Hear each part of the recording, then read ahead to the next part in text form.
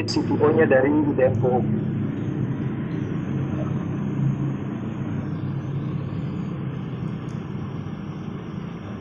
Sudah masuk itu belum? Halo semua.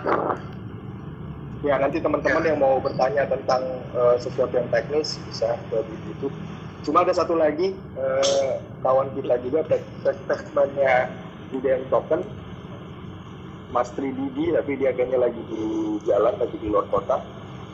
Terus ada Ari Susanto, aku pikir teman-teman udah akrab dengan Ari Susanto lah ya, karena Ari Susanto ini kan paling sering ngayomi teman-teman juga, ngayomi semua saudara-saudaraku member IDM di saat kalau lagi visi, lagi edukasi, lagi bertanya-tanya.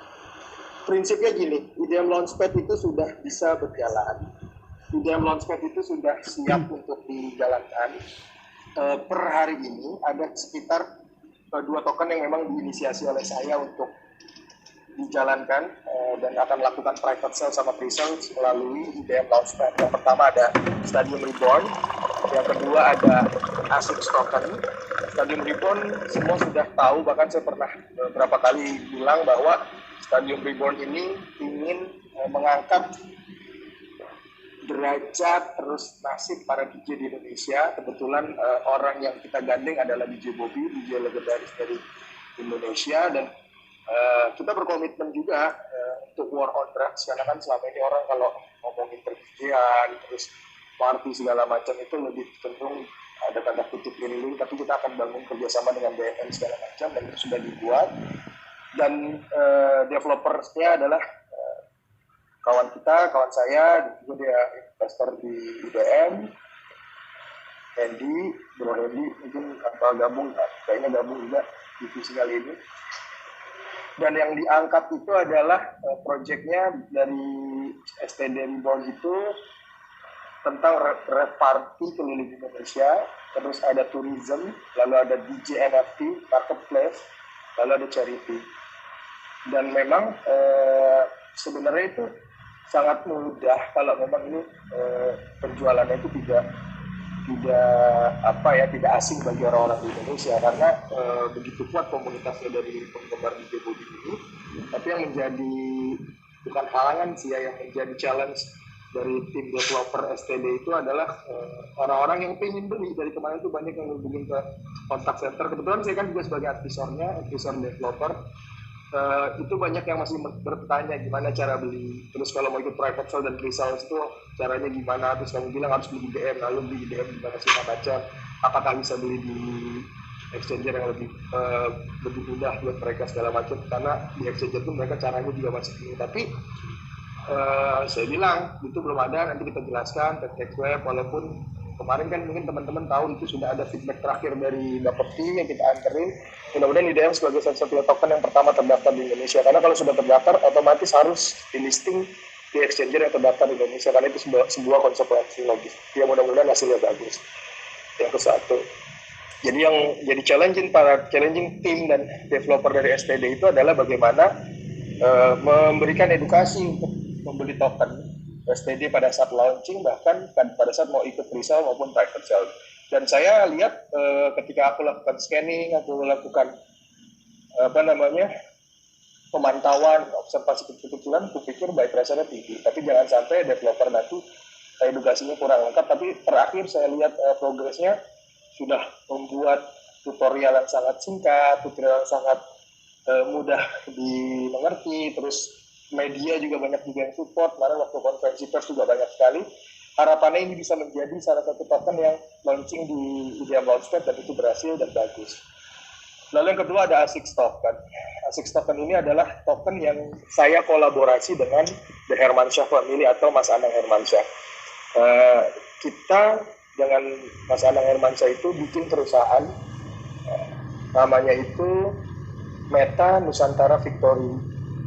Jadi kita bikin ASICS Token, projectnya itu 3 game play to earn yang tadinya mau dibuat di IDM, tapi karena hasil kolaborasi ini saya bawa play to earn-nya itu yang congklak pertama kali akan dirilis, dan ternyata congklak itu banyak juga digemari, karena kan sekarang kayak Mas Anang aja ada di Turki, dia ngobrol-ngobrol segala macam, ternyata banyak yang kenal congklak walaupun namanya beda-beda. Ternyata itu memang permainan kuno yang sudah ada dari zaman dulu kala. Terus itu P2E, ya artinya play to earn, yang dimana kita kepingin orang main game kita tapi tidak hanya sekedar buang waktu tapi bisa menghasilkan. Lalu game-game yang lainnya akan dirilis setelah congklak ini dirilis, dan target setelah launching token itu langsung sudah preparing game itu dirilis, paling lama ya seminggu 2 minggu lah. Lalu target juga saya sama Mas Anang itu kepingin setelah launching itu paling lama 3 minggu sudah masuk exchanger Indonesia.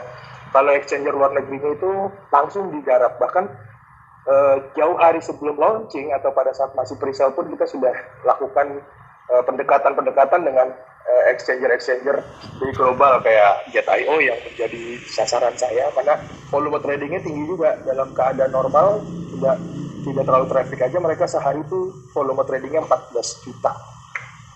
Jadi targetnya adalah supaya game P2E terus ASIC token ini gampang mendunia dan gampang go globalnya.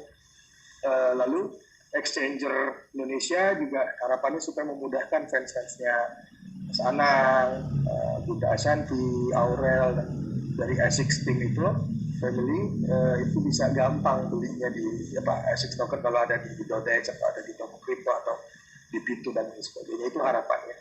Dan for informasi, di perusahaan tersebut saham itu ada saya dengan Mas Anang, dan saya bersepakat untuk yang dominan adalah Mas Anang, dominan 1%, bagi saya itu tidak ada masalah.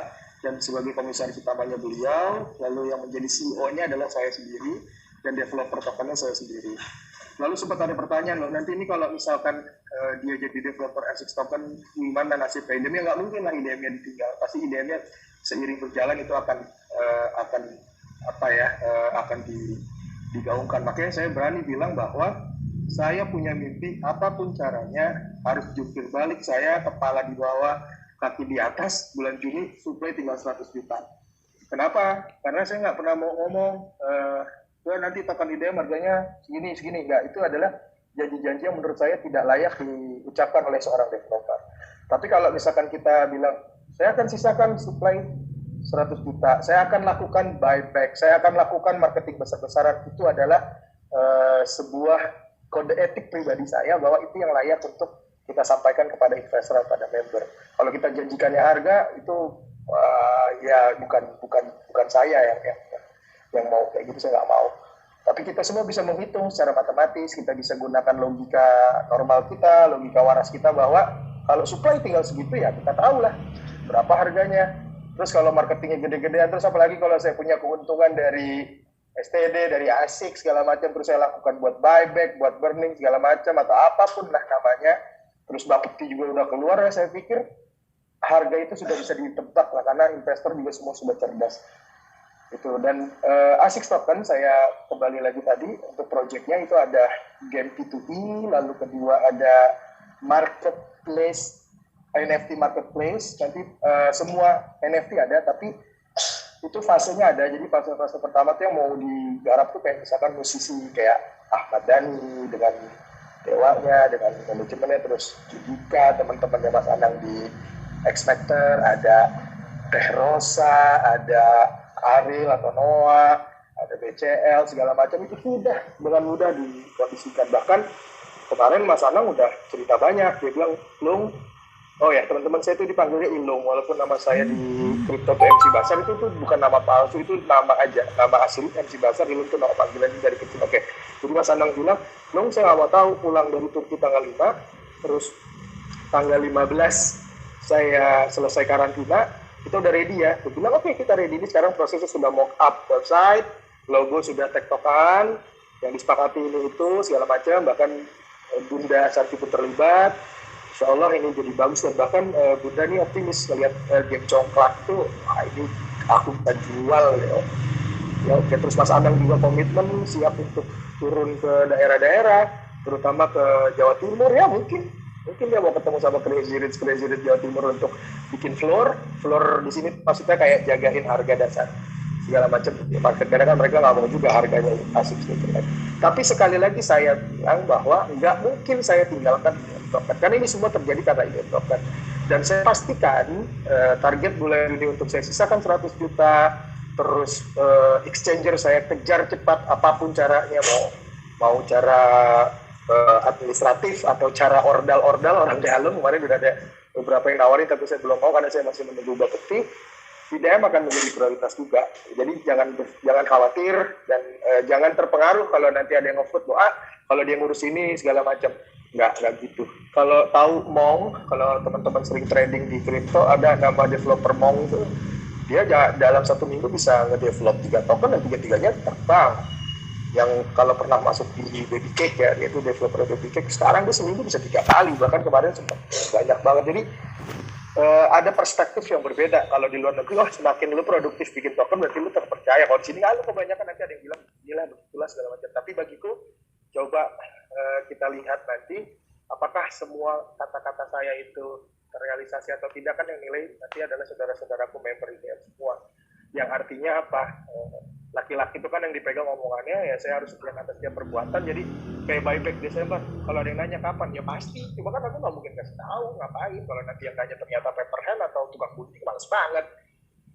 Terus yang Januarinya saya bilang 100 BNB, ya pengennya saya malah lebih dari 100 BNB. Terus kalau ditanya itu di burning apa enggak, ya terserah saya. Tapi yang pasti saya buyback, itu punya saya, dan saya tidak akan jual. Pasti akan saya bakar. Kapan? Ya nanti. Sabar. Karena IDM itu hanya untuk orang-orang yang sabar. Nah, terus balik lagi tentang yang ngasih token tadi, project ketiganya adalah Metaverse. Kita udah daftarkan ke HAPI, namanya Nusantara Land. Nah, itu lebih jauhnya nanti kalau sudah mulai live website dan Telegram sudah aktif, terus kita akan aman bulan segala macam. Nanti teman-teman akan kasih. Jadi kalau aku ulangi, kita ada STD Reborn. STD Reborn itu red party yang tourism, dan kita memperkenalkan Indonesia untuk orang-orang global dan untuk orang Indonesia sendiri. Maksudnya pariwisatanya. Yang kedua ada DJ NFT Marketplace, terus ada charity. Dan untuk Stadium Reborn itu ditargetkan juga langsung ambil exchanger global, tapi tidak kelas-kelas hot-bid, tidak kelas-kelas yang kecil-kecil, tapi langsung yang kelas menengah yang kayak Get.io dan Lbank dan lain sebagainya kayak gitu. Itu nanti saya sama Ben akan diskusi intensif. Karena kenapa perlu sekali masuk exchanger, mengingat saudara-saudara kita di Indonesia itu ternyata aku belajar pengalaman dari IDM, banyak yang kesulitan membeli di PancakeSwap, banyak yang kesulitan menggunakan DeFi, banyak sekali untuk mau beli tapi belajarnya agak rumit.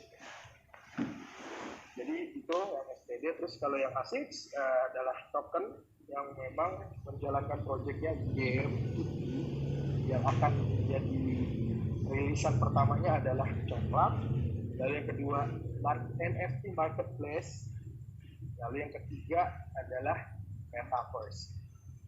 Itu dari saya ya. Terus kemarin ada orang ini bilang dia holders, terus dia bilang aku mau cari orang ini. Dia DM saya berapa kali. Dia adalah developer dari token games yang pernah saya kasih spoiler gitu.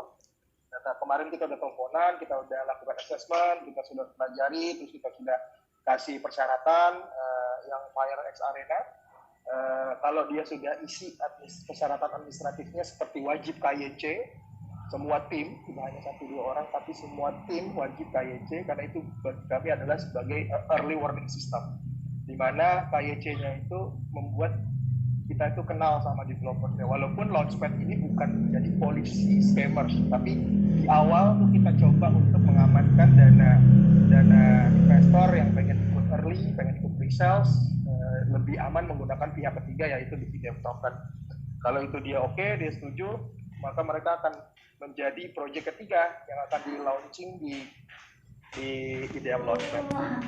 Saya lihat keseriusannya ada DM dengan saya sih. Dia akan ingin banget memajukan kripto di Indonesia, terus ingin support IDM juga. Aku IDM nanti support mereka juga, ya pasti nanti akan ada AMA juga dengan saya di sini. Kalau dia sudah jalankan apa yang jadi persyaratan kita, terus website-nya aku lihat oke, good. terus grafik gamesnya oke, good, terus mereka juga rencana untuk eh, marketing besar-besarannya juga oke, dia kasih beberapa capturean, coba untuk masuk sana sini, dan mudah-mudahan